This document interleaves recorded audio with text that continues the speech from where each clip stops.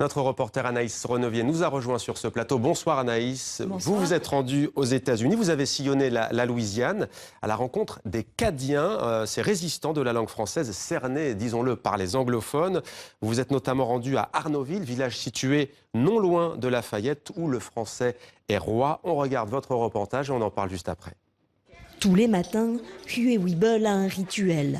Il se rend à la poste de sa ville pour récupérer son courrier, mais surtout pour échanger quelques mots en français. Parler français, une tradition dans ce village louisianais de quelques 1500 âmes. Ici, quelques irréductibles francophones résistent encore et toujours à l'envahisseur anglophone. La langue de Molière, oubliée pendant des décennies, a été réappropriée par ses descendants d'Acadiens. On a dit oui, on est des Américains, on est Cajuns et on est fiers d'être les deux. Et on voit nos enfants en train de parler français, on voit plus en plus de groupes Cajuns qui avant c'était toujours des gens plus âgés, maintenant on voit des jeunes qui chantent en français. Pendant un demi-siècle, le français a été interdit en Louisiane à cause d'une politique d'anglicisation. Le nombre de francophones a chuté, mais aujourd'hui, les programmes d'immersion linguistique se multiplient aux quatre coins de l'État. Le français redevient à la mode. Peut-être, peut-être, il va monter, peut-être. L'immersion ne marche pas de la même façon, n'est pas efficace dans toutes les écoles, mais lorsqu'elle est efficace, on a des francophones qui sont susceptibles de pouvoir travailler en français. Donc ça peut être dans le tourisme, beaucoup dans le tourisme, parce que la Louisiane, le tourisme est très très développé. La culture cadienne devient presque un argument marketing dans la commune d'Arnaudville. Ici, même la bière locale se boit en français. À quelques kilomètres de là, c'est le centre artistique Nounou qui surfe sur la vague et attire les touristes. Son directeur a récemment commencé à apprendre le français. Ce qui est intéressant à Arnaudville, c'est que, oui, vous avez des gens qui parlent français, mais tout le monde vit en français. Au-delà de la fierté, et je n'aime pas le mentionner, le français a eu un impact économique.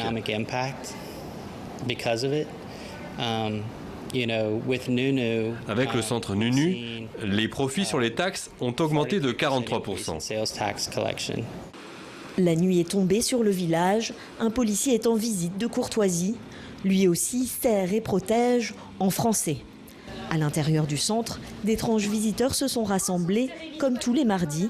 Ces Louisianais, déguisés en Gaulois, ne dégusteront pas de sanglier ce soir, mais du Welsh, un plat du nord de la France, un brassage culturel à l'image d'Arnaudville. On reçoit énormément de volontaires du monde entier, donc énormément de volontaires d'origine française, mais aussi des Canadiens, des Québécois, des gens qui viennent de l'Afrique francophone, des gens qui viennent d'Haïti, des gens qui viennent de Belgique, des gens qui viennent du monde entier et qui ont un point commun, ils parlent français. Ils sont fous, ces Arnaudvillois ? Pas sûr, leur village est déjà surnommé le French Hub de la région, c'est-à-dire la plaque tournante de la francophonie en Louisiane. La Louisiane, plaque tournante de la francophonie, reportage d'Anaïs Renevier qui est avec nous sur ce plateau. Anaïs, peut-être d'abord quelques informations générales sur la langue française en Louisiane. Oui, alors déjà pour se rendre compte de la présence francophone en Louisiane, il suffit de regarder le nom des villes. La Nouvelle-Orléans, Bâton Rouge, Lafayette, Arnaudville, ils sont majoritairement en français. On peut aussi regarder dans l'annuaire, les noms des habitants là-bas sont Lafleur, Bobino, etc. Donc la présence francophone est très marquée.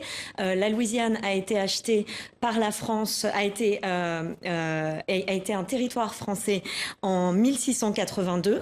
Ensuite, se sont suivies des vagues de migration successives.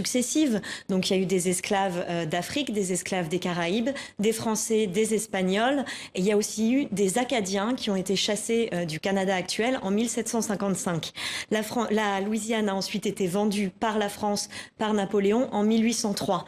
Depuis, il y a eu une forte politique d'assimilation anglophone. Le français a été interdit en Louisiane au début du XXe siècle. Aujourd'hui, il y a 4,5 millions d'habitants. et 1 million d'habitants qui peuvent se réclamer d'un héritage francophone. Il n'y a pas de chiffre officiel du nombre de francophones à l'heure actuelle, mais il serait environ 150 000 et le chiffre est en constante baisse. 150 000 francophones. Qu'est-ce qui vous a le plus frappé, Anaïs, lors du tournage de ce reportage ? Alors, ce qui m'a le plus marqué, c'est le marketing, la commercialisation de l'identité cadienne. Quand on se rend à Lafayette ou dans les environs, on trouve beaucoup de produits dérivés de cuisine qui sont étiquetés 100% cadiens. On peut acheter des drapeaux de l'Acadie tropicale. Et il y a même des gens qui se font tatouer la fleur de lys, qui est un des symboles cadiens. La culture cadienne, en fait, se monétise. Mais dès qu'on sort de Lafayette et des environs, on trouve les autres groupes francophones, comme par exemple les Amérindiens, et eux qui n'arrivent pas vraiment à monétiser leur culture ou à amener un intérêt sur leur culture, ils sont beaucoup plus délaissés. Il y a de nombreuses paroisses en Louisiane, les paroisses c'est l'équivalent des comtés, qui n'ont pas de programme d'immersion en français, qui n'ont pas de signalisation en français, alors même que la population est majoritairement francophone et que les personnes âgées, certaines personnes âgées ne parlent que français. Donc en fait, ce que j'ai remarqué partout en Louisiane, c'est qu'il n'y a pas une francophonie louisianaise. Il y a des communautés francophones, mais qui ne sont pas du tout unies. Et on voit également beaucoup de divisions raciales au sein de ces communautés. Et vous en faites d'ailleurs un article à lire dès demain sur notre site internet. Alors, pour terminer, Anaïs, cette communauté francophone, est-ce qu'elle a des projets avec le Québec? Vous parlez de la fleur de lys, par exemple, ou avec les pays de la région des Caraïbes? Oui, alors effectivement, en fait, comme on le voit dans le reportage, l'intérêt pour la langue française est surtout économique. La Louisiane dépendait du pétrole, qui est une industrie maintenant en crise, et elle cherche maintenant à pouvoir faire du tourisme, principalement avec les francophones qui visitent la Louisiane tous les ans. Il y a certains projets aussi qui vont plus loin, par exemple au niveau du Codophile, qui est l'agence pour les affaires francophones en Louisiane. Son directeur m'a confié vouloir créer des liens économiques et universitaires avec les Caraïbes et les pays d'Afrique. Il voudrait que la Louisiane devienne une sorte de plaque tournante pour le commerce entre les États-Unis et les pays francophones. Et qui sait, peut-être un jour qu'Anaïs, la Louisiane, adhérera à la francophonie. En tous les cas, ce n'est pas le cas aujourd'hui puisque les États-Unis ne sont pas membres de l'OIF. Merci à vous d'être venu sur ce plateau nous parler de votre reportage.